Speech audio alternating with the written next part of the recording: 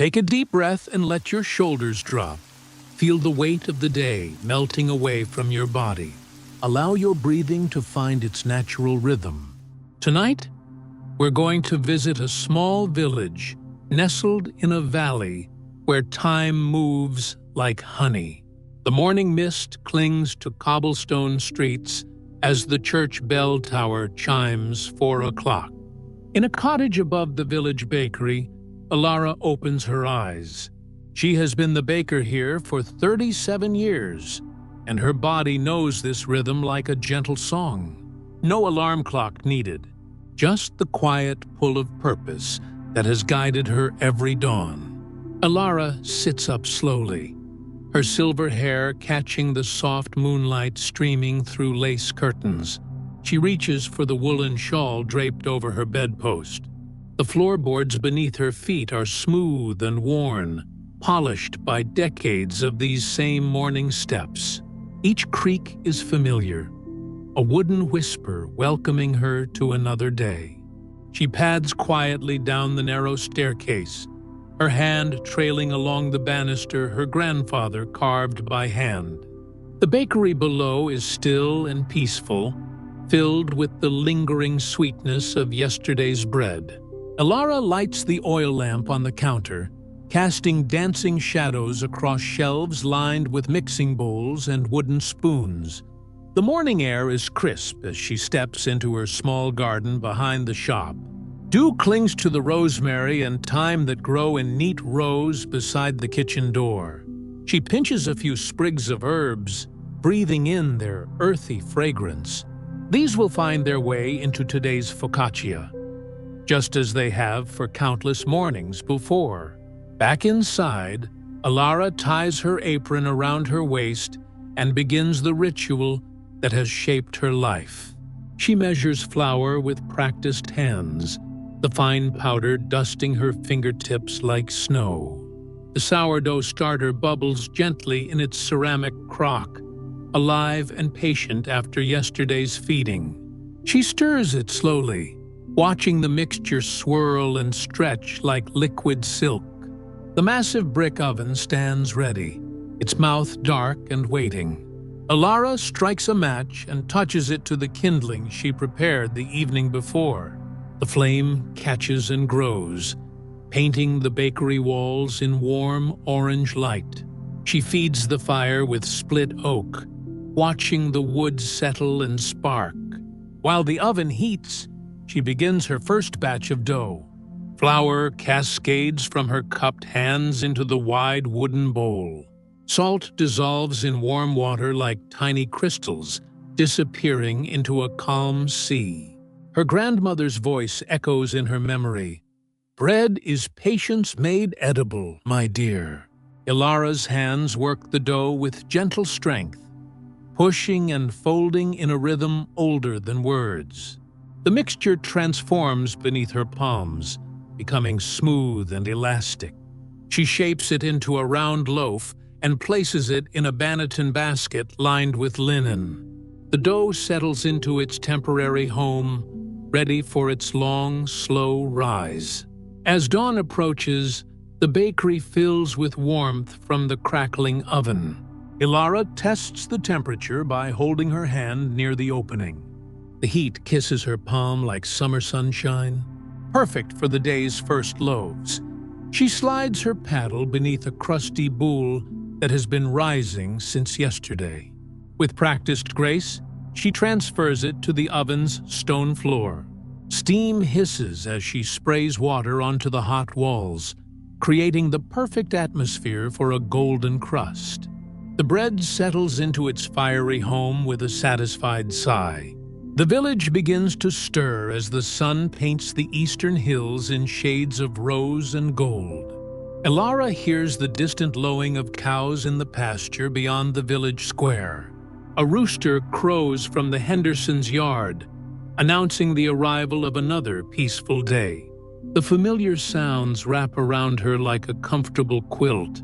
Thomas, the postman, appears at her kitchen window as he does every morning at 6:30. His bicycle leans against the stone wall, its wicker basket filled with letters and parcels. "Morning, Elara," he calls softly through the glass. "Morning, Thomas. Your usual is waiting." She hands him a warm croissant through the window, its buttery layers still steaming. He tips his cap and smiles, already taking a grateful bite. "You're an angel, you are," he says, as he has said every morning for 15 years. Elara watches him cycle away, his contentment trailing behind him like morning mist. The first batch of bread emerges from the oven, golden and singing. The crusts crack and pop as they cool, a symphony of tiny celebrations. Elara arranges them on wooden shelves, their surfaces dusted with flour like fresh snow. Each loaf is a small miracle, born from simple ingredients and endless patience. At 7 o'clock, she unlocks the front door and turns the painted sign from closed to open. The brass bell above the door chimes softly, announcing the start of another day. Margaret, from the corner house, is already waiting, her market basket crooked in her elbow. "2 of your sourdough rounds, dear," she says. "Same as every Tuesday for 20 years. Little Emma skips in with her school satchel, her mother's coins clutched in her small fist. "A currant bun for lunch, please, Miss Elara," she chirps. Elara selects the plumpest bun from the display, wrapping it in brown paper. She slips an extra cookie into the package when Emma isn't looking. The morning passes in a gentle rhythm of familiar faces and warm exchanges. Mrs. Chen buys sandwich rolls for her husband's lunch. The Miller twins share a cinnamon twist, breaking it carefully down the middle. Father O'Brien selects a loaf for the church pantry, blessing Elara's work with quiet gratitude. By 10 o'clock, the morning rush has settled into a peaceful lull. Elara prepares her second batch of dough, this time adding herbs from her garden. The rosemary releases its piney fragrance as she kneads it into the pale mixture. The dough seems to sing beneath her hands, grateful for the aromatic gift. She shapes the herb bread into long oval loaves, scoring the tops with diagonal cuts. Each slash will bloom in the oven's heat, creating rustic patterns like wheat fields in miniature. The loaves rest on their wooden peels, gathering strength for their transformation. Elara covers them with clean linen cloths, protecting them from drafts. The afternoon sun streams through the bakery's front windows, warming the display cases. Dust motes dance in the golden light like tiny spirits celebrating the day. Elara sweeps the floor with slow, meditative strokes, her broom whispering against stone. The simple task brings her deep satisfaction, each movement purposeful and calm. A young couple enters, tourists passing through on their walking holiday. They marvel at the rustic loaves and the cozy atmosphere. "It's like stepping back in time," the woman whispers to her companion. Elara smiles and offers them samples of her honey wheat bread. Their faces light up with surprise and delight at the bread's perfect texture. "This is extraordinary," the man says, purchasing an entire loaf. They leave with promises to tell their friends about the magical village bakery. Elara watches them go, carrying a piece of her craft into the wider world. As the afternoon deepens, she begins preparing tomorrow's starter. Fresh flour mingles with wild yeast in a ritual as old as civilization itself. The mixture bubbles and breathes, alive with invisible possibilities. Elara stirs it gently, nurturing the cultures that will create tomorrow's bread. The herb bread emerges from the oven, fragrant with rosemary and thyme. Steam rises from the golden crusts like morning fog over the valley. Elara taps each loaf with her knuckles, listening for the hollow sound that signals perfection. The bread sings back to her, confirming another successful transformation. At 4 o'clock, young David arrives from school, his uniform slightly rumpled. His grandmother sends him for tomorrow's breakfast bread, as she has for 3 years now. "The usual, please, Miss Ilara," he says, mimicking his grandmother's formal politeness. She wraps a round loaf carefully, adding a small jam tart for his walk home. The late afternoon brings Mrs. Hartwell, the village librarian, seeking her weekly treat. She chooses a delicate pastry filled with local apples and cinnamon.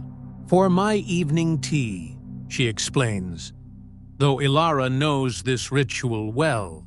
They chat briefly about the weather and the upcoming harvest festival. As 5 o'clock approaches, Ilara begins her closing preparations. She wipes down the counters with practiced efficiency, each surface gleaming. The display cases are tidied, tomorrow's needs carefully considered. The empty spaces tell the story of another successful day.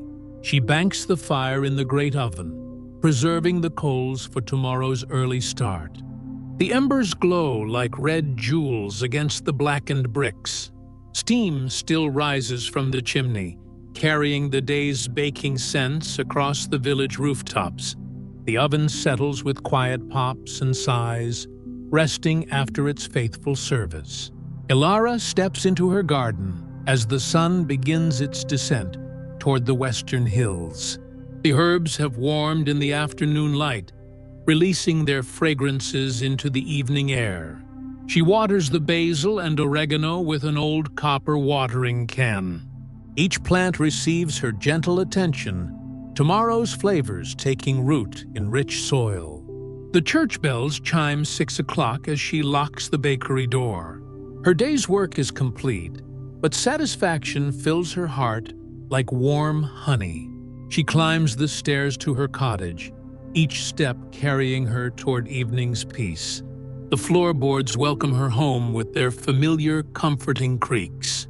In her small kitchen, Ilara prepares a simple supper from the day's remaining bread. She toasts a thick slice and tops it with butter and jam made from her own garden berries. The bread's crust yields to her teeth with a satisfying crunch. Each bite carries the memory of morning's careful work. She sits by her window overlooking the village square as twilight approaches. Lamplight begins to twinkle in cottage windows like earthbound stars. Families gather for their evening meals, sustained by bread from her hands. The thought fills her with quiet pride and deep contentment. The last light fades from the sky as Ilara prepares for bed. She sets out her clothes for tomorrow and winds the small alarm clock she never needs. Her routine is as comfortable as a well-worn quilt, each step leading toward rest. She brushes her silver hair and braids it loosely for the night. Lying in her familiar bed, Ilara listens to the village settling into sleep. A dog barks once in the distance, then falls silent. The wind whispers through the apple trees behind her cottage. Night sounds weave together like a lullaby, peaceful and eternal. She thinks of tomorrow's bread waiting to be born. The starter bubbles quietly in its crock downstairs, patient and alive. Fresh flour waits in canvas sacks, holding the promise of morning's miracles. Her hands already know the shapes they will create when dawn returns. The rhythm of her breathing slows to match the village's peaceful pulse. 37 years of mornings have taught her that rest is sacred. Sleep will restore her strength for tomorrow's gentle labors. Her last thought is of warm ovens and rising dough, and grateful faces lit by morning light. The village sleeps around her, cradled in the valley like a child in loving arms. Stars appear one by one in the darkening sky. Night settles over the bakery like a soft blanket, and in a few hours the cycle will begin again, as it has for countless dawns before. Tomorrow the oven will warm, the dough will rise, bread will be born, and Ilara will greet another morning with flour-dusted hands and a heart full of quiet joy. Until then, all is peaceful. All is well. The village dreams of tomorrow's bread.